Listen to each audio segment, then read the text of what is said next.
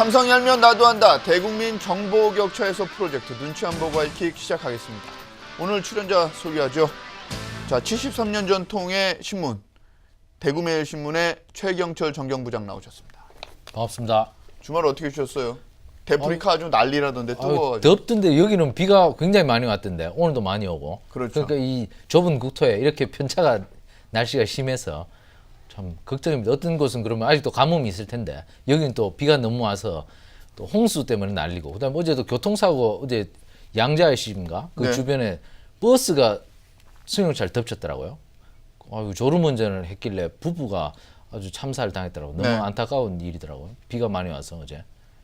그 근데 안전 수칙을 지켰다는데 그분은 평소에 이틀 일하고 하루 쉬고. 근데 왜 졸았는지 잘 이해가 안 좋은 가요. 것도 정말 깜빡 좋은 거 만약에 졸았다 그러면 깜빡 졸았던 그런 상황인 것 같아요. 많이 졸았는 것 같아요. 자기는 1차로로 가야 되는데 버스 전용차로 그러니까요. 2차로로 가고 있다고 그러던데 깨보니까. 그러니까요. 예.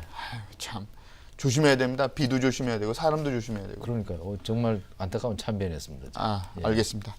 그리고 오늘 한치호 아시아경제 TV 논설위원 나왔습니다. 네, 안녕하십니까, 한치호입니다. 주말 어떻게 보내셨어요? 주말 그냥 열심히 하이킥 무슨 소재로 할 것인가 고민하고요. 우리 저 출연진들 좀 잘 계신가, 서신도 좀 띄우고 잘 챙겼습니다. 회사만 생각한다고 이런 식으로 얘기하시면 제가 뭐가 됩니까? 회사만 생각한다고. 아, 우리 하이킥 기자들의 패밀리들, 적입니다. 이런 선배들은 정말. 하이킥 패밀리들 챙기느라고 네. 또 잘 좀 많이 좀 생각을 좀 해봤습니다. 알겠습니다. 자, 탐사보도는 나에게 맡겨라. 탐사보도 전문기자 시사저널 박격진 기자 나왔습니다. 네, 안녕하세요. 또 무슨 단독 보도를 했어요? 네, 제가 뭐 하이킥에 나올 때마다 네. 일부러 단독 보도 쓰고 나오는 거 아닙니까? 이제 지난주에 나와서 네. 그 이제 한미 FTA 관련해서 이제 좀 말씀을 이제 시청자 여러분께 드렸었는데 그렇죠. 그런 내용을 바탕으로 좀 취재를 더 하다 보니까 새로운 이제 팩트들이 좀 나오는 것들이 있더라고요. 네. 그래서 이제 지난주에 그 이제 소재에 좀 붙어서 바싹 취재를 또 했습니다. 아, 그러니까요. 예. 제가 그거 보고 깜짝 놀란 게 네. 포스코를 위해서 네. 재미 로비스트 박동선 씨가 움직인다 이런 내용이 있더라고요. 네. 그 이제 그 박동선 씨가 우리가 알고 있는 그 박동선 씨인가요? 그렇죠. 저도 이제 취재하는 과정에서 그 박동선 씨의 이름을 확인을 하고 이게 우리가 알고 있는 그 박동선 씨인가 싶어가지고 한치호 의원께서 박동선 씨를 잠깐 설명해 줄 수 있나요? 제- 여기서는 연배가 제일 높으시니까. 제가 연식이 제일 된다고 지금 예, 저를 시키시는 것 그러니까요. 같은데 이 박동선 씨는 1935년생이십니다. 공식적으로. 와. 그리고 1970년도에 그 공화당 의원들한테 박정희 정부가 미국 돈을 공화당? 예, 박정희 정부가 돈을 줘가지고 로비를 해서 당시에 코리아 게이트라고 해서 아주 큰 사건이 터졌던 그 로비스트로 유명하신 분이죠. 근데 이분이 이제 우리나라에서도 경영을 많이 하셨는데 여러분들 잘 아시는 숭이 학원 얼마 전에 그 금호그룹 손자 네. 문제가 됐던 그 숭이 초등학교를 가지고 있는 그 숭이 학교 폭력 사태. 예, 거기 숭이 학원도 운영하셨고요. 네. 그걸 운영하셔서 딴 분한테 넘기셨고요. 그 최근에 뭐 이라크 뭐 이런데 뭐 다른 나라의 로비스트도 많이 하시다가 미국 정부에서 기소도 됐다가 또 사면돼서 풀려나기도 하고 뭐 이런 작은 그 대한민국을 대표하는 재미 로비스트 중에 한 분이다. 그것도 1세대다라고 말씀할 수 있죠. 난 사람이네. 그렇죠. 나으신 분이죠. 어떻게 보면 이렇게 우리나라 사람이 그 미국 의회나 미국 정부에서 로비를 하실 수 있는 분들은 그동안 없었거든요. 아, 대단한 겁니다. 린다 김은 그럼 제자입니까? 그분? 아, 그렇게 봐야죠. 2세대. 2세대. 네, 2세대. 아, 린다 2세대 김. 로비스트 예, 린다 김은 네. 그 F-35 때문에 박혁신 기자 그것도 지금 취재하고 있지 않아요? 예, 취재하고 있습니다. 그것도 뭐 정말 로비스트만 따라다니면서 취재하고 있는 거 아닙니까 지금? 뭐 따끈따끈한 사람들만 예. 그 박동선 씨는 예, 계속 얘기를 이어가 주시죠. 예, 이제 이 한치호 위원님께서 말씀을 하셨지만 그 박동선 씨의 이름을 제가 처음 이제 발견을 했을 때 아, 이분이 우리가 알고 있는 그 박동선 씨인가 싶어가지고 이제 그 복수의 취재를 했었는데 이제 그분이 맞다는 걸 확인을 했고요. 그분 쪽 이제 관계자들하고 통화를 하면서 이제 이 포스코 쪽과 접촉을 하고 있다는 사실을 확인을 했습니다. 근데 그게 무슨 말입니까? 그럼 박동선 씨가 네. 포스코의 입장을 미국 측에 전달하는 역할을 지금 하고 있다. 뭐 이런 얘기? 그분이 적극적으로 뭔가 나서서 하고 있다라는 건 아니지만 그것까지는 확인을 못한 거죠. 근데 이제 포스코 측에서 박동선 씨를 굉장히 적극적으로 찾고 그분의 이제 도움을 구하려고 한다는 것은 확인을 했습니다. 예. 그 기사를 보니까 말이죠. 네, 자꾸 네. 그 박격진 기자 기사 얘기를 해서 그런데 예, 많이 해주십시오. 아, 예. 시사저널 기사는 다른 언론에서 잘 못 받아요. 포스코가 많이 노력을 하나 봐요. 뭐 그건 잘 모르겠고요. 네. 그 사실 내용들이 좀 방대하고 그리고 이제 취재한 기자만이 잘 알 수 있어서 딱 이렇게 한 줄로 떨어지는 기사들이 아니죠. 그 기사를 보면 잭 니클라우스 우리가 아는 그 사람 맞죠? 맞습니다. 골퍼. 예. 잭 니클라우스가 예. 항의 서한을 보냈다고요. 잭 니클라우스가 이제 이번 그 저기 한미 정상회담 전에 네. 도널드 트럼프 미국 대통령한테 직접 이제 항의 서한을 보냈죠. 왜냐하면 왜 그분- 항의 서한을 보냈? 제가 이제 송도 신도시 사업을 계속 얘기를 하잖아요. 네. 근데 이 송도 신도시 안에 그 2015년에 그 프레지던트 컵을 유치했던 잭 니클라우스 골프장이 있어요. 이게 우리나라에서 가장 이제 비싼 골프장 중에 하나인데 여기에 이제 그 잭 니클라우스가 설계에도 참여하고 아마 제가 알기로는 로열티를 좀 받고 있는 걸로 알고 있습니다. 근데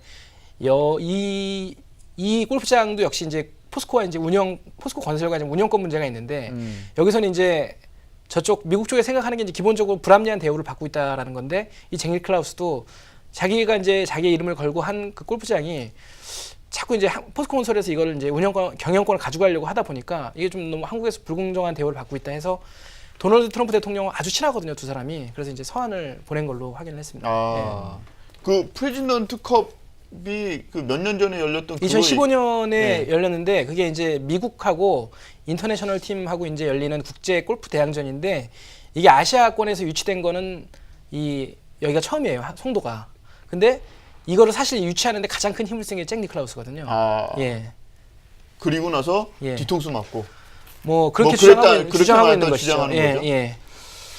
참, 뭐 지금 이렇게 포스코 건설 얘기를 우리가 몇 번에 걸쳐서 얘기했지만 이 송도 신도시 문제는 빨리 좀 정부가 투명하게 해결해야 되는 건 아니냐 뭐 이런 생각이 예, 듭니다. 근데 이제 이게 저도 취재를 예, 박격증이죠. 하면 할수록 느끼는 것은 뭐냐면 저는 이제 뭐 게일도 보면 문제죠. 이게 사실 뭐 트럼프나 잭 니클라우스나 아니면은 그 미국 의원들을 통해 가지고 이제 어떤 정치적으로 혹은 외교적으로 이 문제를 풀려고 하는 것도 사실 문제가 있잖아요. 당사자끼리 해결을 못하고 그렇죠. 근데 이제 힘을 이용해서 네. 미국 대통령이나 엄청난 힘을 이용해서 네네네 지금 이것도 압박을 이제 가하는 문제가 있는 건데 포스코 같은 경우에도 이것을 사실 떳떳하다면 이것을 이제 정당하게 이 문제를 풀려고 해야 되는데 취재를 하면 할수록 뭔가 이렇게 물밑에서 이 문제를 풀려고 하는데 이것도 우리 정부가 아니라 사실 미국 정부에 가까운 사람을 찾아가지고 뭔가 이렇게 문제를 풀려고 한다는 것은 사실 포스코도 뭔가 떳떳하지 않은 게 아닌가. 심지어는 1935년생인 로비스트 1세대를 찾아서 이 일을 해결하려 네. 한다. 그 제가 이제 그 박동선 씨가 처음 언급이 된 게 뭐냐면 지금 포스코의 이 중재자로 나서고 있는 사람이 누구냐면 제프리 존스 그 현재 김현장 고문 예. 변호사거든요. 그 포스코 사회이사도 암참회장. 네, 암참회장이었죠. 포스코 사회이사 그렇죠. 하셨고 이분이 이제 나서가지고 포스코 쪽 일을 중재를 하고 있어요. 근데 이제 이분이 미국 쪽에다가 서한을 보냈어요. 서한을 보냈는데 그 서한에 보면 이제 권호준 회장의 이름이 등장을 하고 한창건 포스코 건설 사장의 이름이 네. 등장을 하고 그다음에 저번에 한번 제가 말씀드렸던 그 포스코 건설 불법 그 정치자금 제공 의혹에서 그 돈을 그 전달했다는 그 핵심 그 네. 부장의 이름이 등장을 해요. 근데 저희가 가만히 그 이제 서신을 보면은 물론 이제 그 서신이 100% 다 팩트를 담았다고 할 수 없지만 제가 이제 그 복수의 취재를 좀 해본 결과 사실 상당히 이제 팩트에 근접한 건데 일개 이제 부장이라고 표현했으면 어떨지 모르겠지만 부장이 그 대기업 회장, 그룹 회장과 그리고 건설사 사장과 같이 다니거나 혹은 그분의 지시를 받아가지고 움직인다는 것 자체가 사실 정상적으로 움직이는 건 아니거든요. 이제 그런 내용들이 좀 담겨 있는 거 보면 왜 포스코가 이렇게밖에 할 수 없을까? 이제 그런 생각들이 많이 드는 거죠. 그 이번에 한미 정상회담에 권호준 회장이 안 들어간 게 천만 다행이라는 생각이 듭니다. 아, 당연하죠. 그 만약에 들어갔다면 한초에. 트럼프 대통령은 당연히 그 잭 니클라우스한테 서한을 받았고, 야 트럼프 내 친구야 이런 억울한 일이 있으니 좀 풀어달라 했을 텐데 당연히 그 사람이 왔으니까 그거를 의제를 삼았겠죠. 그 미국 의회에서도 예, 40명의 의원이 그 상무부 장관, FTA 이제 주무부서인 상무부 장관 윌버로스 그 상무부 장관한테 그 타문서를 냈는데 그게 이제 한 6월 20일 전후에서 냈는데 여기에도 보면 이미 권호준 회장이 그 사절단에서 이렇게 제외됐다는 사실들을 잘 알고 있어요. 그래서 뭐 권호준 회장에 대한 그런 여러 가지 문제들이 사실 그 서한에 담겨 있죠. 야. 권 회장은 잘 안 가셨죠. 예, 뭐 최 트럼프가 공동성명 낼 때도 한국산 철강이 덤핑을 치고 문제를 일으키고 있다고 그러니까요. 그렇게 예, 직격탄이 날렸는데 가셨으면 얼굴이 화끈거렸겠죠. 네. 그런 내용이 또 서신에 다 담겨 있어요. 예. 그 덤핑 뭐 이런 아, 문제들. 그래요? 예, 예. 그런 와중에도 권오준 회장은 그 사절단에 들어가고 싶어서 그렇게 노력을 했다는 거 아닙니까? 그런 심지어는 미국에 먼저 가 있었고요. 그렇죠. 결국 뭐 대통령과 가까운 곳에 있었고 싶었던 거죠. 예. 그 지금 본인이 그 사절단에 들어가서 무슨 문제가 벌어질지 그 뒷일은 생각하지 않고 뭐 해명할 수 있는 기회가 된다고 생각했을 수도 있고요. 근데 좀 안타까운 게 예, 한초요. 사실은 이게 국익을 생각하면 외국 사람들이 우리나라에 투자를 많이 해서 우리나라의 그 경제가 좀 도움이 되고 또 외국 사람들도 정당하게 합당한 이익을 갖고 가는 거는 뭐 너무나 당연한 얘기인데 이런 분쟁이 생긴다든가 또 우리가 또 그들한테 투명하지 못한 걸 보여주는 거는 이거는 좀 앞으로 다른 투자자를 위해서도 좀 문제가 있는 것 같아요. 근데 미국 측도 지금 해결 방법을 보면 최고 권력자를 움직여가지고 어떻게 해서든 위에서만 풀어보려고 당사자끼리는 해결을 못하고 지금 그런 식으로 하고 있는 행태도 그렇게까지 뭐 이렇게 박수를 쳐줄 만한 일은 아닌 것 같다고 근데 생각이 듭니다. 제가 이제 예, 미국 박지훈 기자. 측의 입장을 뭐 옹호를 하려고 하는 건 아닌데 제가 봤을 때는 양쪽의 입장을 이렇게 좀 일처리 하는 걸 좀 지켜보면 그 미국 기업은 어쨌든 이 문제를 한국의 사법기관에서 풀려고 좀 노력을 했던 흔적들이 좀 있어요. 네. 그리고 이제 정상적인 절차로. 예. 그리고 이제 최근에도 이제 보도 자료를 좀 그쪽에서도 이제 내기 시작했던 게 뭐냐면 그 전에는 홍보 대행 자체도 다 포스코건설에서 했었거든요. 왜냐하면 합작법인을 만들었는데 합작법인에서 운영을 대행했기 때문에 홍보 모든 이 법무 이런 업무들을 다 포스코건설에서 맡아서 했거든요. 그러니까는 사실 이 사람들 입장에서는 포스코가 홍보를 잘 못하는 기업인데 자기네 마음에 안 드는 기사를 쓰면 전화를 안 받아요? 네, 거기 되게 유명한 특이한 홍보로 되게 진짜 유명한. 예, 저도 뭐 기업이거든요. 취재 과정에서 많이 느꼈는데 네.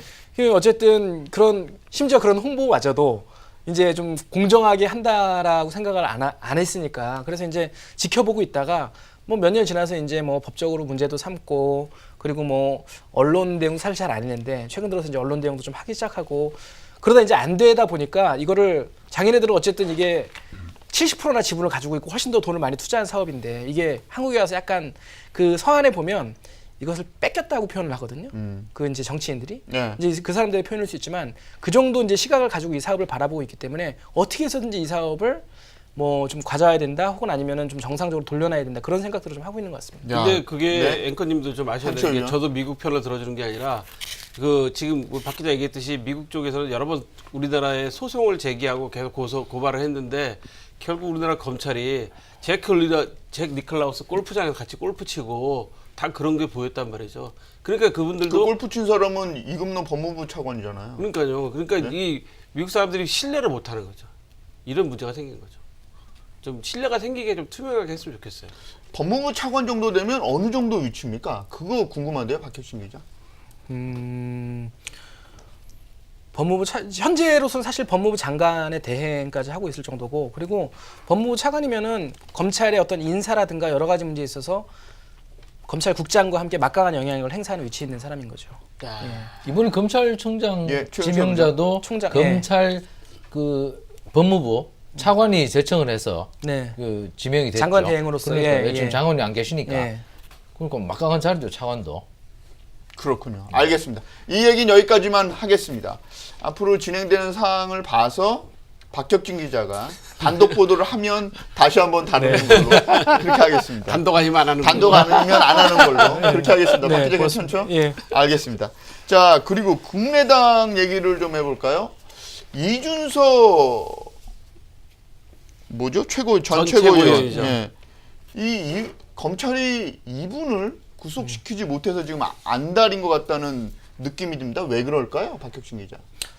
뭐 여러 가지 이유가 있는데 저는 제가 봤을 때는 약간 한 발 더 이제 검찰이 좀 앞서서 나가는 게 그게 아닌가라는 무슨 생각이. 얘기예요? 그러니까 이제 미필적 고의라는 거를 그 어떤 범죄의 정황 증거로 제시를 한 건데 사실 제가 봤을 때는 아주 객관적인 진술이나 그 증거 같은 건 나오지 않은 상황에서 이제 미필적 고의라는 것들을 적용을 했다는 거는 조금 그 정치적인 의도가 있는 거 아닌가 저는 뭐 그렇게 생각합니다. 예. 그러니까 이준서 이 전체의원은 지금 미필적 고의하고 선거 방해 행위를 두 가지를 적용했고 그다음에 이은미 씨 동생도 또 그 조작에 가담한 걸로 해서 지금 그 영장을 그 청구했어요. 음성의 주인공이 이유미 씨의 남동생이라는 네, 남동생이라고 이제 같이 가담한 걸로 돼서 이제 영장이 청구가 됐는데 아마 이준석 그 전 최고위원은 이런 것 같아요. 왜 미필적 고의라는 걸 하냐면 왜 강하게 이걸 의심을 갖지 않았느냐. 그리고 이걸 굳이 그 빨리 그렇게 그 검증 과정도 거치지 않고 당에 제공했느냐라고 했고 두 번째는 뭐냐면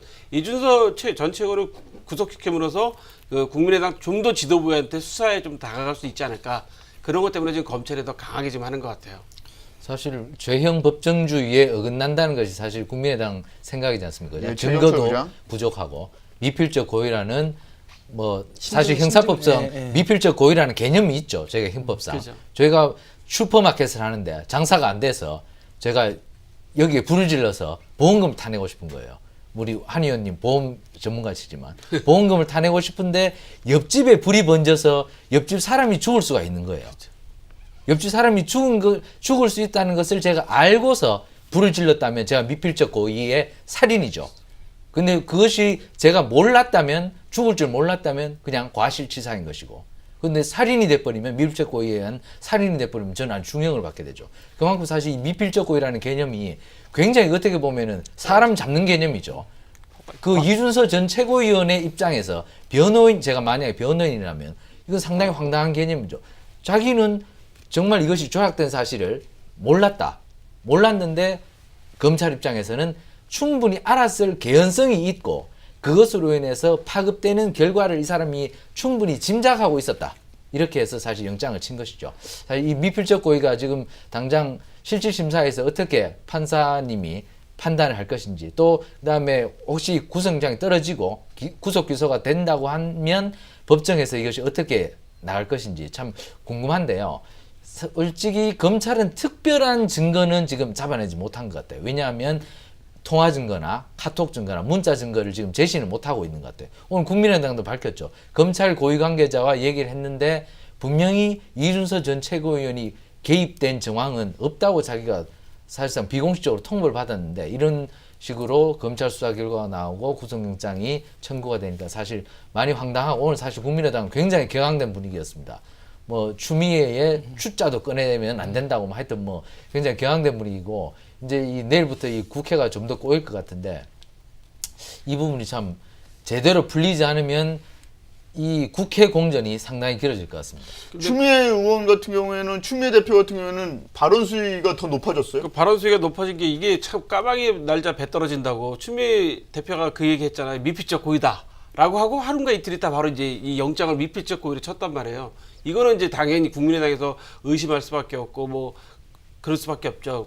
당대표가 지금 검찰총장이냐 뭐 이런 얘기도 하고 있고 또 반대로 또 여당에서는 그럼 국민의당이 또 검찰총장이냐 그러고 있고 또 근데 반대로 추미애 의원은 또 역공을 폈어요. 박지원 대표도 이거 알고 있었던 거 아니냐라고 해서 또 박지원 대표는 또 전 대표는 뭐라고 말씀하셨냐면 이거 나에 대한 명예훼손 이거 사실이 아닌 걸 이야기한다고 또 지금 아주 날선 공방을 벌이고 있는데 이제 한 가지 안타까운 건 뭐냐면 이분들이 날선 공방을 벌이시는 건 좋은데 국민들은 실종돼 있다는 거죠. 지금 국민들이 제일 바라는 거는 뭐 추경을 빨리 통과시키든지 아니면 빨리 그 추경을 좀 제대로 심사를 해서 앞으로 그 하반기에 국민 경제에 좀 도움이 되는 일을 좀 했으면 좋겠는데 이런 일들 때문에 지금 다 막혀 있잖아요. 심지어 장관 청문회도 지금 새로 지명되신 분들도 아직 일정이 하나도 안 잡혀 있는 상태잖아요.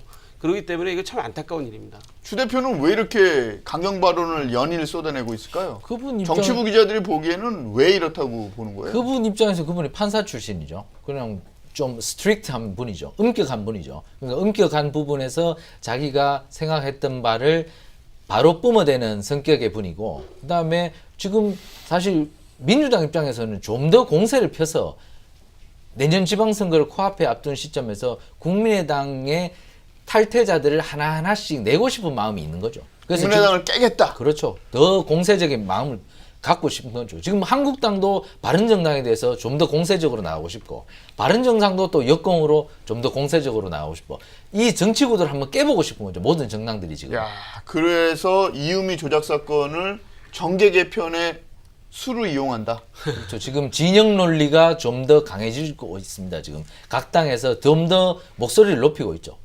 지금 협치라고 얘기 나오지만 협치하고 싶은 생각은 지금 별로 없죠. 왜냐하면 당의 생존을 위해서는 협치하는 것보다는 목소리를 높여서 남의 당의 틈을 비집고 들어가서 자기 세력을 확장하는 것이 그 당에 지금 훨씬 유리한 국면이 조성될 수 있는 것이기 때문에 저는 이 부분에서 각 당은 사활을 걸고 서로에게 더 공격적으로 나갈 거라고 생각합니다. 국민의당이 깨질까요?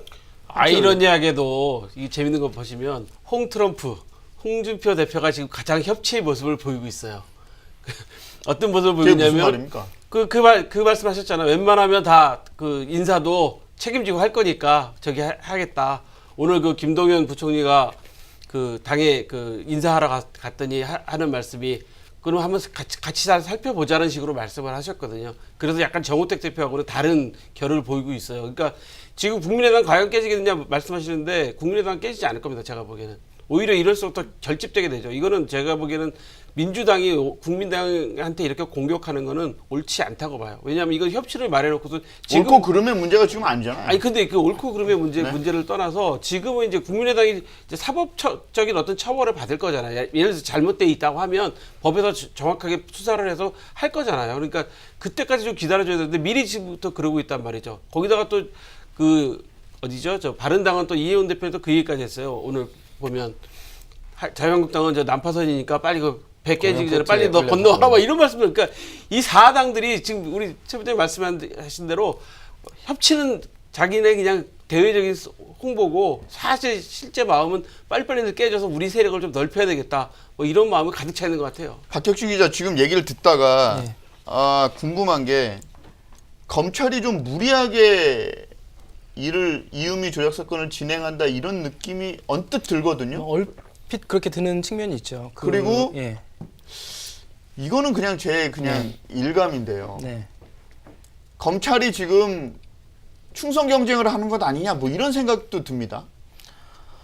지금 이제 검찰이 아직 인사가 안 났잖아요. 이제 어떤 인사를 그 얘기하시나요? 뭐 검사장 인사부터 해가지고 검찰이 이제 사실 지난 박근혜 그 최순실 게이트 이후에 검찰 거의 뭐 그 공황 상태에 빠졌던 상황이기 때문에 그 원래 한 2월쯤에 이제 검사장 인사가 나오고 이제 순차적인 인사들이 계속 나는데 네. 지금 인사가 거의 이제 올스톱된 상태고 그렇죠. 인사가 나려면 이제 법무부 장관이 임명이 돼야 되고 그다음에 검찰총장이 또 임명이 돼야 되고 하는데 이제 지금 사실 그분들이 임명이 된 다음에 어떻게 인사가 이루어질지 모르잖아요. 그러다 보니까 이제 그 검찰에서 이 수사, 그러니까는 미스터 피자 사건도 저는 뭐 마찬가지라고 봐요. 그러니까는 정우현 전 회장. 예, 사실 네. 이제 아주 그 민생과 가장 관련된 부분들, 뭐 그런 부분들을 이렇게 나서 수사를 지금 하는 모습들을 보이고, 그렇죠. 뭐 이런 사건도 사실 정치적으로 되게 꼬여 있는 사건인데 이것들을 지금 뭐 이준석 그 최고위원에 대해서 영장을 치면은 사실 유리한 거는 이제 민주당 여당이잖아요. 그렇죠. 이제 그러다 왜냐면 보니까 윗선까지 올라갈 가능성이 높아지니까. 그러다 보니까 이제 오해를 살 만한 그런 이제 검찰이 행보를 보이는 거는 사실 그렇게 보이는 거죠. 예. 그 이유미 씨가 어떤 사람입니까, 박혁준 기자? 제가 취재를 해본 결과 그것도 좀 짚고 넘어가야 될 것 같아요. 예. 왜냐하면 이유미 씨라는 분에 대해서 우리가 좀 되짚어 보면 네. 이준서 전 최고위원이라는 사람이 정말 아무것도 모르고 당한 건지 안 그러면 둘이 좀 같은 결로에서 또 다른 공작이나 또 다른 그 뭔가 장난을 쳤을지 그거를 가늠할 기준이 될 것 같거든요. 이준서 전 최고위원은 사실 제가 잘 이렇게 취재를 안 해봐서 정확히는 잘 모르겠지만 네, 제가 이유미 이유미 씨만 씨에 대해서 얘기하면 좀 됩니다. 취재를 제가 깊숙이 좀 해봤는데 이유미 씨는 사실 심지어 어떤 사람은 이제 허언증 환자다 이제 그렇게까지 얘기하는 사람이 있거든요. 그러니까 뭐냐하면 그 지난 이제 2012년 대선에 진신 캠프에 이 사람이 참여를 했잖아요. 그러니까 이제 자기가 사실 캠프에서 역할이 거의 아무것도 없었고 오히려 이제 저 사람은 이제 조심해야 된다. 이제 그렇게 얘기까지 했던 사람인데 나가서는 자기가 캠프 내에서 이런저런 역할들을 하고 있고 근데 자기는 뭐 이런 주장을 하고 있는데 안철수 대표가 뭐 기자나 변호사나 이런 그 전문가들 그 집단의 얘기만 듣고 자기 얘기는 안 듣는다. 근데 사실 안 대표한테 이 사람의 얘기 거의 들어가지도 않았거든요. 이제 그런 식으로 자꾸 말을 하다 보니까 허언증 비슷하게까지 갔었고 이제 또 하나의 사례가 뭐가 있었냐면 이제 이분이 정치권에 들어오다 보니까 이 사람 저 사람들 많이 만나잖아요. 이제 기업 사람들도 많이 만나고 하는데 한 기업의 과장급을 만났어요. 차장급인가 과장급을 만났는데 이 다음 날 대기업입니까? 대기업입니다. 근데 다음 날 그 이제 회사 메일, 명함에 있는 회사 메일로 이 메일이 왔다는 거예요. 그래서 열어보니까 자기가 이 대기업의 사업과 관련해서 이러이러한 아이디어가 있는데 회장을 좀 연결을 해주면 자기가 그 앞에서 브리핑을 한번 오너를. 그러니까 이제 이 사람이 보기에는 이 정신 나간 사람이 아닌가. 사실 자기도 이제 과장 차장에 불과한데 자기가 그걸 할 수 없을 뿐더러 처음 만난 사람한테 이제 이런 얘기를 쉽게 하는 게 사실 일반적이진 않잖아요. 그래서 이제 아주 인상적이었다는 얘기를 좀 했었고, 예. 그래서 이제 만나본 사람들은 하나같이 좀 문제가 있다. 이제 저는 그렇게 취재를 좀 했었습니다. 그렇군요. 이거는 예, 한치호 위원. 제가 보는 느낌에서는 뭐냐면 이준석 최고위원이 분명히 전 최고위원이 이유미 씨한테 뭐 좋은 거 없냐라고는 얘기 정도는 했을 거예요. 제가 보기엔 그랬어요. 그래서 카톡을 주고받은 내용이나 통화한 내용도 뭐 그런 내용들이 있다고 하는데 그 정도 하다 보니까 그래 그럼 내가 뭔가 이 공을 세우면 다음에 혹시라도 내가 무슨 뭐 좋은 저기 하지 않을까라는 어떤 그런 기대감이 컸겠죠. 그러다 보니까 그럼 공을 세울 수 있는 게 뭐 있을까? 그러니까 남동생까지 동원해가지고 이 조작이 된 거죠. 그러니까 이게 한마디로 말해서 제가 이런 말씀 드리면 죄송하지만 이 국민의당도 사실 질책받아야 되는 것 중에 하나가 특히 안철수 대표 질책받으셔야 되는 것 중에 하나가 이 벤처하는 사람들 뭐 이런 사람들이 벤처요? 이준석 전 최고위원은 뭐 하던 사람입니까? 그분도 벤처 기업 하시는 분이죠. 이유미 씨도 벤처, 예, 벤처 뭐 모임에서 이렇게 그런 연루돼 데서 있고요. 제가 알기로는 그런 걸로 알고 있는데 그런 분들이 이 정치를 하겠다 뭐 하겠다 그러니까 그런 분들을 다 끌어들이게 저는 되게 잘못됐다고 생각해요. 여기 우리 최 부장님도 이제 국회 출입해서 이제 취재 보시고 아시겠지만 이 사람들이 정치에 빠지게 되면 이게 자기 본업을 잊어버리게 된단 말입니다. 그런 일들이 많잖아요. 사실은 우리 그런 분들을 많이 봤잖아요. 그런데 더더군 젊은 사람들이 이 정치에 여기 정치나 권력이나 어떤 이 스포트라이트의 맛을 보게 되면 기업하는데 소홀하게 된단 말이죠. 첫 번째로는.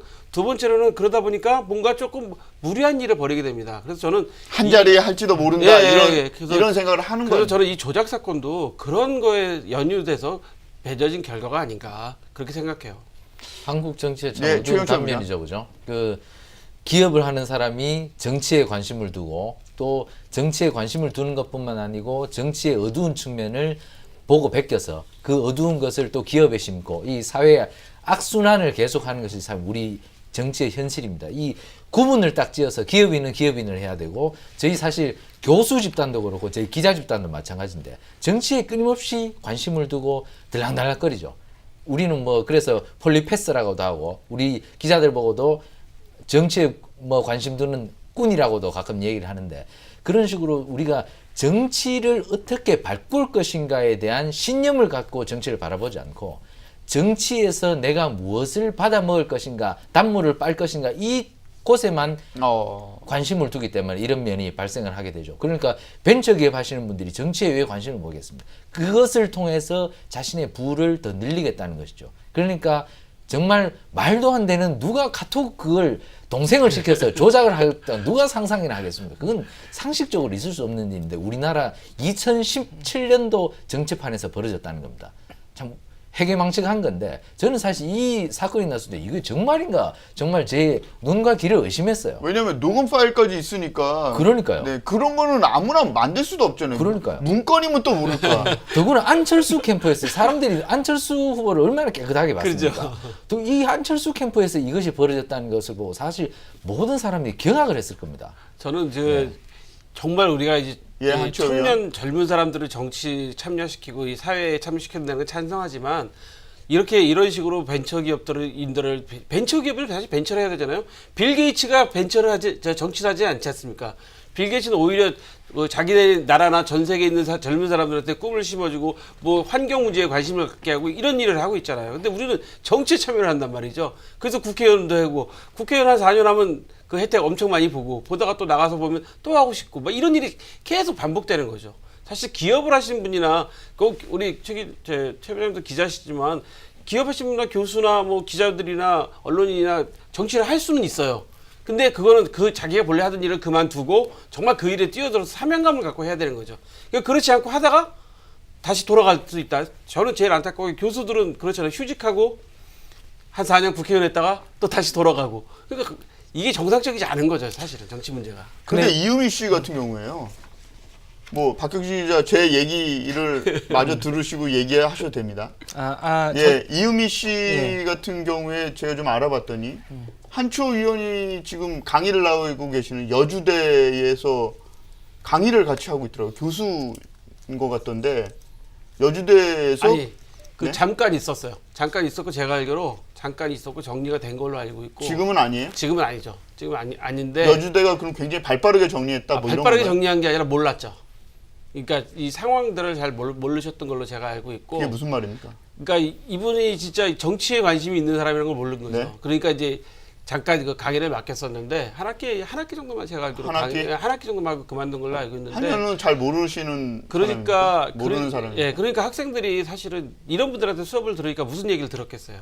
물론 저도 수업을 잘하는 사람은 아니지만 학생들한테 꿈을 심어주고 생각을 다양하게 하고 그다음에 넓게 하고 사회를 다변화되게 볼 수 있도록 해줘야 되는데 정치에 관심 있는 사람들이 와서 강의하면 결국 무슨 얘기겠어요. 그래서 저는 이런 것들을 보면서 느끼는 게 그 학교도 좀 변해야 되고 우리 사회가 앞으로 이제 벤처 하시는 분들한테 벤처를 더 잘할 수 있도록 도와줘야지 사회 참여하라 뭐 이거 정치 참여하라 이거 좀 안 맞는 것 같아요. 특별한 감투가 없는데 제가 알기로는 여주대가 그 교수 임용이나 이런 것들을 할 때 특수학과가 많아가지고 그 꼼꼼히 보는 걸로 알고 있는데 이유미 씨 같은 경우에는 특별한 그 경력이 없는데도 그 강의를 할 수 있게 자리를 준 것도 이상하니 그거는 저기 벤처 기업인님이 하실 수 있어요.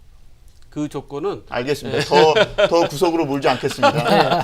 벤처 기업인이 하실 수 있는 그러니까 저는 네. 사실 이유미 씨 사건을 보면서 이 신생 정당의 한계들을 좀 많이 느꼈어요. 특히 이제 지난 대선 기간에 사실 두 자녀, 그러니까 문재인 대통령의 아들 준용 씨하고 그 안철수 대표의 딸 설희 씨하고 이제 사실 자녀 문제가 좀 많이 됐잖아요. 그렇죠. 예, 근데 문재인 대통령 그러니까 문캠에서도 사실 그 안설희 씨와 관련돼서 굉장히 이제 깊숙하게 파고 들어갔었거든요. 그러니까 저도 이제 그 문캠 쪽 사람들하고 이제 계속 연락을 하고 취재를 하고 했었는데 거기는 이제 의혹의 핵심인 그 샌프란시스코 그 안랩 USA까지 날아갔어요. 실제로 가서 문제가 되는 사안들을 취재를 다 했습니다. 다 했고 누가 봐도 이게 문제가 있다고 판단이 돼요. 제가 봐도 이제 정말 이제 아주 딱 연결고리는 없지만 이 정도 정황이면 정말 이 설희 씨가 샌프란시스코에서 뭔가 안랩의 지원을 받고 뭔가를 생활한 거 아닌가라는 이제 추측. 회장 일가 회장 예, 일가 직회 예, 그렇죠. 소위 말하는 네. 그렇죠. 그래서 아주 꼼꼼하게 취재를 했는데도 네. 사실 결국 그거를 터뜨리지 않았어요. 그리고 이 터뜨리는 방법도 언론을 통해서 이렇게 소스를 제공을 하고 언론에서도 이제 어떤 그 키핑 과정이 거칠 있으니까 수 있게 예 그렇게 해서 기회를 준 거죠. 예 하는데 여기는 그냥 급하니까 들고 나서 확 터뜨려 버렸잖아요. 당사자들이 당직자들이 그렇죠. 그러니까 이게 사실은 그 스킬의 차이일 수도 있고 아니면 노하우의 차이일 수도 있는데 신생 정당의 한계가 아주 이렇게 딱 드러난. 그래서 이제 그런 부분에 있어서 저는 이제 민주당하고 좀 좀 대조가 되지 않나. 아니 근데 민주당이 우리가 알고 있지만 굉장히 무기력한 정당이잖아요. 근데 이번 대선에서만큼 저는 그렇죠. 이번 대선은 그랬었는데 항상 무기력한 정당의 모습을 보였기 때문에 이런 야당은 대한민국에서 없어져야 된다 이런 말도 엄청 많이 들었어요. 지금 여당이 되고 난 뒤에 지금 오늘 시점에서 민주당이 과연 수권 정당으로서 역할을 하느냐에 대해서 지금 또 비판을 받고 있죠. 사실 문재인 대통령께서 출국을 하실 때 비유를 하나 들어보죠. 엄마 아빠가 출국을 하면서 얘들아 쓰레기도 좀 비워놓고 라면 끓여 먹고 꼭 설거지도 하고 그다음에 그 택배도 좀 받아놓고 숙제도 잘해놓고 이렇게 해야 된다. 그런데 엄마 아빠가 다녀왔는데 라면 끓여놓고 설거지도 안 하고 택배도 안 받아놓고 뭐 경비실에 쌓여있다고 경비실에서 전화 오고 난리고 이렇게 된 거예요. 지금 상황이. 옆집 애들하고 싸우고. 그렇죠. 그래서 엄마 아빠는 상당히 걱정을 하고 있는 거죠. 지금 다녀왔는데 외치를 하고 왔는데 내치가 더 엉망이 된 거예요. 지금 빨리 청문회 마저 통과시키고 그다음에 추경을 통과시켜야 되는데 이게 국민의당이 저렇게 빠져버리니까 사실 그 교육부총리 통과시킬 때 국민의당이 안 도와줬으면 통과 안 됐거든요. 그렇죠. 그다음 이낙연 국무총리 통과시킬 때 국민의당이 도와주지 않았으면 통과 안 됐거든요. 그렇죠. 그런데 이 판국에 곧 국민의당 손만 조금만 잡아주면 청문회 빨리 가고 추경도 지금 통과시킬 수 있는데 지금 이렇게 사달이 나버린 거죠. 그러니까 사실 이 민주당이 엄마 아빠 외국 갔다 온 사이에 더 일을 크게 키워놔버리는 겁니다. 그러니까 민주당이 수권 정당으로서 과연 자격이 있느냐, 또 앞으로 더 많은 세력을 얻을 수 있는 정당이 될 것이냐에 대해서 의구심이 드는 거예요. 그러니까 민주당은 그걸 몰라요. 본인들의 능력으로 이 대통령을 탄생시킨 게 아니거든요. 그렇죠. 사실 박근혜 대통령이 뭐 스스로 무너진 것이죠. 그렇죠. 스스로 무너진 덕분에 탄핵이 됐고, 그리고 민주당이 집권을 한 것이거든요. 그렇죠. 그것을 알고 자기들은 이제부터 새로운 전략과 프로젝트를 갖고 나가야 되는데 지금 계속 남자빠지기만 바라고 있어서는 갈 길이 먼 거죠. 그러니까 지금 국정이 혼란을 겪고 있는 겁니다. 지금. 그러니까 추미애 대표의 발언이나 아니면 지금 민주당의 이런 스탠스 이런 것들이 결국은 다 사실 내년 지방선거하고 연관이 돼 있는 거잖아요. 그러니까는 이 보면은 지금 이제 정부가 출범한 지 얼마 안 됐는데 벌써 이제 내년 생각을 하고 있으니까 이런 것들이 국민들이 봤을 때는 뭐 하는 건가 뭐 이런 생각이 들만. 뭐 하는 건가 정도가 지금 아니죠. 지금 완전히 이거 문재인 대통령만 바라보는 지금 상황을 지금 만든 문재인 거예요. 대통령 속 터져 죽으실 거예요. 제가 죄송한 말씀이지만 이거 나가서 이거 좀 문재인 대통령 한 2주간 지금 해외에 계속 나가신 네, 거예요. 그렇죠. 미국 갔다 오셨죠. 그다음에 G20 4박 6일 갔다 오셨죠. 그 사이에 우리나라에 한 3일 정도 계시다 갔다 온 거잖아요. 그러면 한 2주일 가량을 지금 열심히 나름대로는 그 외교 문제나 북핵 문제 뭐 이런 것 때문에 막 열심히 뛰어다니고 좀 내치 문제를 좀 알아서 좀 해주길 바랬는데 이게 추미애 대표가 강공책으로 나간단 말이죠. 근데 지금도 계속 강공으로 부딪히고 있어요. 그럼 사실 민주당이 과연 이게 잘하고 있는 거냐? 왜? 지금 해야 될 일은 사실 문재인 대통령이 뭔가를 해보실 수 있게 우리가 또 협조를 해야 되잖아요. 어쨌거나 간에 뭐 우리가 좀 반대하는 여러 가지 정책도 있지만 그렇지 않은 정책들도 많기 때문에 하실 수 있도록 어느 정도 뒷받침을 해드려야 되는데 저는 사실 추경보다는 정부조직법도 지금 사실 급하다고 생각해요. 중소기업청은 중소기업부로 바꾸겠다고 하신 거잖아요. 그래서 중소기업, 벤처기업을 더 키우겠다고 했는데 그거 아직 정부조직법 통과가 안 되니까 장관 지명도 못하고 있어요. 그 언제 될지 몰라요. 사실 그렇습니다. 그 추경 문제만 해도 그렇고 추경 오늘 김동연 총리가 뭐 부랴부랴 그 독일에서 돌아와서 국회에 갔다 그러는데 저는 딱 보니까 국회를 그분이 가고 싶어서 그런 게 아니라 본인 제안 설명을 하신 거예요. 이게 저기 직권상정이 돼가지고 제안 설명을 하신 거예요. 그래 간 김에 이제 야당도 돌아보고 온 거죠. 그게 결국은 보면 이 민주당이 좀 똑바로 해야 될 것 같아요. 오늘 그 리얼미팅 어디서 좀 보고된 그 저 여론조사를 보면 민주당이 지금 지지율이 52%입니다. 근데 재밌는 거는 자유한국당이 16% 가까이 됐어요. 왜 이렇게 많이 올라왔어요? 그러니까요. 9% 예. 바른정당이 9%라고 뭐 1등이라고 막 그랬는데 야당 바른정당 정의당 다 6%대로 떨어져 버리고 국민의당은 5% 떨어져 버리고 자유한국당이 홍준표 대표 뽑은 다음에 15% 16% 수준 올라와 버렸어요. 이게 무슨 얘기를 뒤집어서 얘기할 수 있냐면 지금 야당들 다른 당들 잠깐 우리 지지율이 올라서 우리가 야당 중에 1등이야라고 할 때가 아니라는 거죠. 그때 제가 그 아마 우리 프로그램 나와서 말씀드렸을 거예요. 이혜훈 대표 이거 너무 좋아할 거 아니고 겸손해야 된다고 제가 말씀드린 걸로 기억하는데 결국은 이렇게 됐단 말이죠. 이 민주당도 지금 오히려 홍준표 대표가 지금 된 다음에 그렇게 얘기했잖아요. 잘하겠다고 대통령 도와주겠다고 했잖아요. 그러니까 결국 이것도 꼭 뒤집힐 가능성이 있어요. 그 지금 정계 개편이 얘기를 들어보면 이쪽은 바른정당하고 자유한국당, 이쪽은 민주당, 더불어민주당하고 국민의당 이런 구도로 얘기를 하는데 사실 잘 생각해 보면 말이죠. 민주당은 지역구도 대부분 겹치고요. 거기 당협위원장들도 겹치고 일단 기본적으로 밥그릇이 겹치는 그런 부분이 있기 때문에 외려 바른정당하고 합치는 게 국민의당 입장에서는 더 나은 거 아닌가 이런 생각 듭니다. 국민의당과 바른정당이 그렇죠. 합치는 부분요. 그렇죠. 국민의당과 바른정당 왜냐하면 그렇게 되면 이제 서로 밥그릇도 겹치지 않고 일단 구역이 겹치지 않잖아요. 근데 국민의당과 바른정당은 사실 궁합이 안 맞는 당이죠. 물론 지역이 달라서 그 지역적 화합은 되겠지만 네? 근본적으로 길이 다른 정당인데 예를 들어 사실 이해운 지지 기반이 다르기 때문에 그렇죠. 이해운 대표가 그런 생각은 할 수 없다는 있지만 거죠. 그 뒤에는 유승민 전 대표가 있죠. 유승민 전 그 바른정당 대선 후보는 국민의당과 같이 갈 수 없다는 입장이죠. 국민의당은 사실 뭐 사드도 대번에 찬성을 하지 않았던 정당이고 유승민 전 대선 후보는 항상 국민의당의 안보관과 그리고 국가관 그리고 지향성이 무엇인지를 모르겠다고 항상 주장했던 분이니까 저 국민의당과 바른정당이 합당하기에는 사실 물리적으로 어려운 부분이 많죠. 그럼 오히려 민주당 쪽이 계속 국민의당을 흔드는 그 그러니까 민주당이 전략을 계속- 국민의당을 흡수하고 네.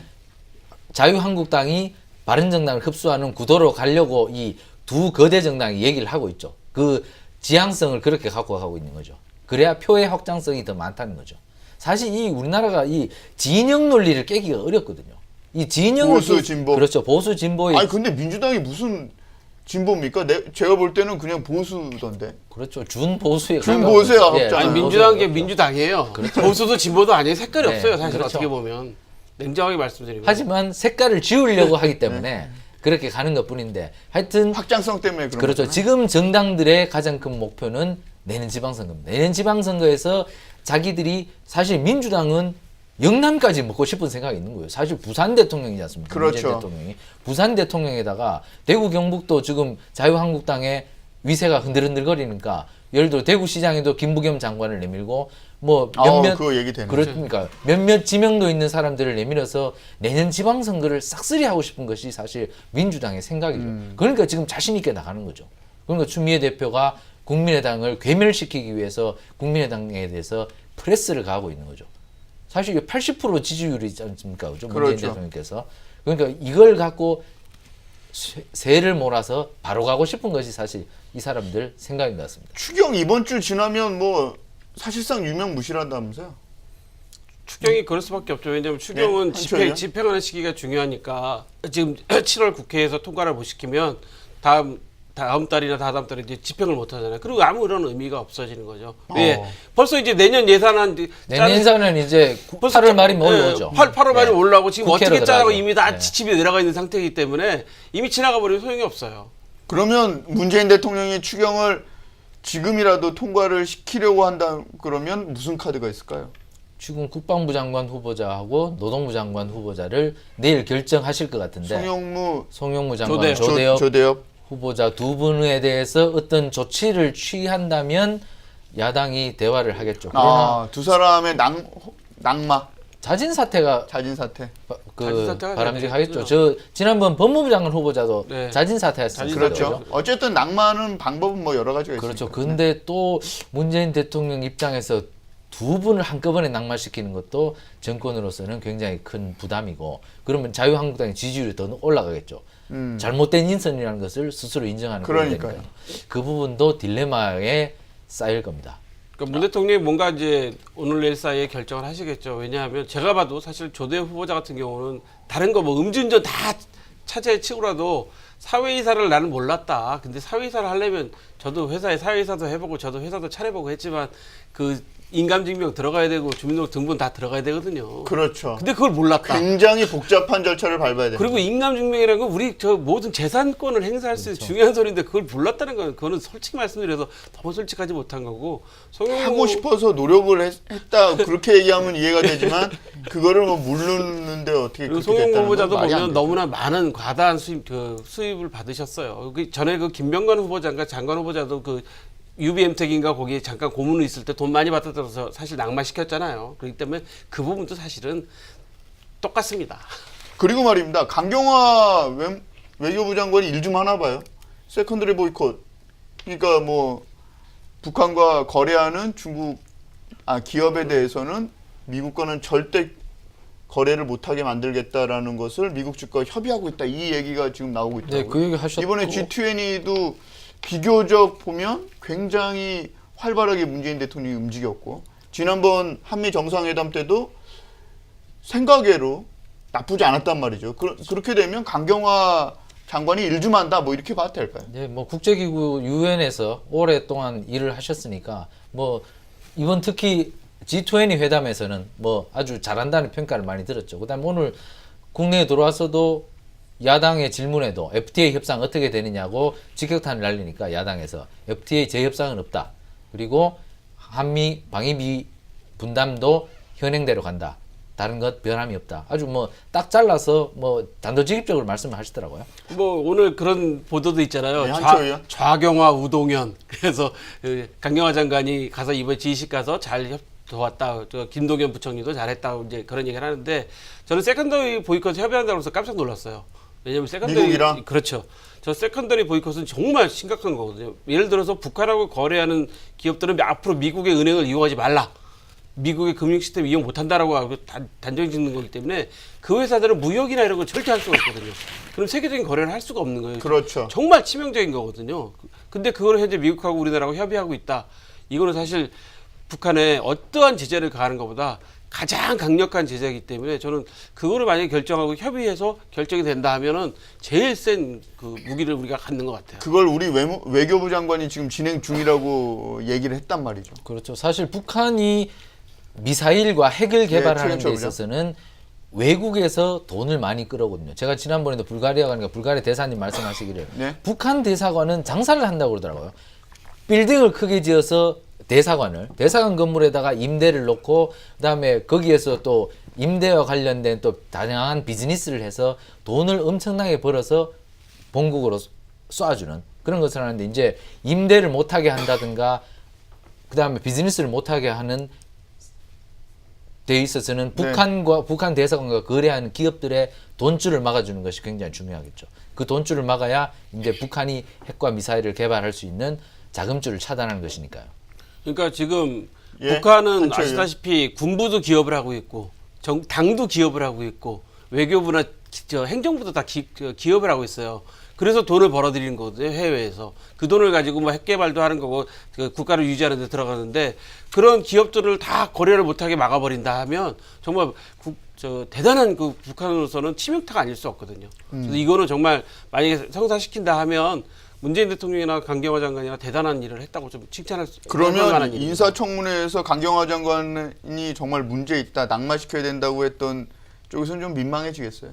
항상 민망하지 않습니까? 지금 김병준 부총리에 대해서 얘기 많이 나오지 않습니까? 그때 논문 때문에 낙마를 하셨죠. 근데 지금 와서 자기는 떳떳하다고 지금 그 교육부총리 지금 요번에 김상곤 부총리를 네. 공격하지 않습니까? 그렇죠. 그러니까 그때의 사실 잣대는 그분을 낙마시켰고 지금의 잣대는 그분한테 오히려 너그럽고 김상곤 부총리를 오히려 공격하는 것이니까 사실 이 우리나라 이 청문회가 사실 내로남불이라고 하지 않습니까? 바로 그 내자가 딱 맞는 것 같습니다. 그 강경화 장관 후보는 사실은 능력을 떠나서 사실 국민들이 좀 화났던 게 그 여러 가지 세금 문제, 뭐 부동산 문제 그런 거였었잖아요. 그렇기 때문에 강남 부잣집 아주머니가 할 수 있는 건 다 하셨죠. 했다고 예, 봐야죠. 예, 그러니까 저도 개인적으로 능력이 있는 여성을 많이 발탁하는 건 맞다고 생각해요. 근데 이제 그런 부분 때문에 했던 거고 이번에 능력을 잘 보여주고 해서 국민들한테 그동안 내가 사실은 잘못했지만 일은 열심히 해서 그거에 대한 보답을 하겠다라고 하는 게 올바른 태도 아닌가 그런 자, 생각입니다. 시간이 얼마 안 남았는데 문재인 대통령 이제 뭐 최영철 부장 앞서도 말씀하셨습니다. 좀 정리 좀 해놓고 잘 좀 있어라 얘들아 이렇게 했는데 한국에 들어와 봤더니 집안에 들어와 봤더니 집안이 난리가 났어요. 접시를 다 깨놨어요. 그렇죠. 그러면 예. 문재인 대통령 뭐부터 해야 됩니까? 뭐 지금 많잖아요. 뭐 부동산 문제도 있고 가계부채도 있고 뭐 일자리 문제도 있고 국정원도 빨리 해결해야 되고. 지금 내일 당장 저 두 분 장관을 청문 보고서를 지금 채택을 안 해주는 상황에서 임명을 강행할지 안 할지가 내일 가장 큰 그 산을 하나 넘는 것이고요. 그 부분에서 산을 제대로 못 넘으면 그야말로 7월 국회는 물 넘어가는 것이기 때문에 아니 지금 7월 초인데 7월 물 넘어간다. 그러니까 7월 국회가 이제 완전히 공전이 돼버리면 이제 아까 그 국장님 말씀하셨다시피 추경은 이제 끝나버리는 거죠. 왜냐하면 8월 달부터 이제 내년 본 예산 심사에 들어가야 되기 때문에 추경을 뭐 심사하자고 할 명분도 별로 없으시는 것이고 그 다음에 지금 통과시켜서 돈을 쓸 시간이 없죠. 그 뭐 지자체도 내려보내야 되고 여러 가지 프로세스적인 문제가 있는데 상당히 어려운 지경에 처해 있습니다 지금. 그 결정을 잘 하셔야 될 것 같아요. 제가 만약에 문재인 대통령이라면 지금 당장이라도 야당 대표랑 따로 만나겠습니다. 그 박지원 대표가 전 대표가 그런 얘기 했었거든요. 이명박 대통령 시절에도 정부적 통과가 안 될 때 따로 만나셔가지고 뭐 이명박 대통령 만나서 잘 해결을 했다. 뭐 이렇게 말씀하셨거든요.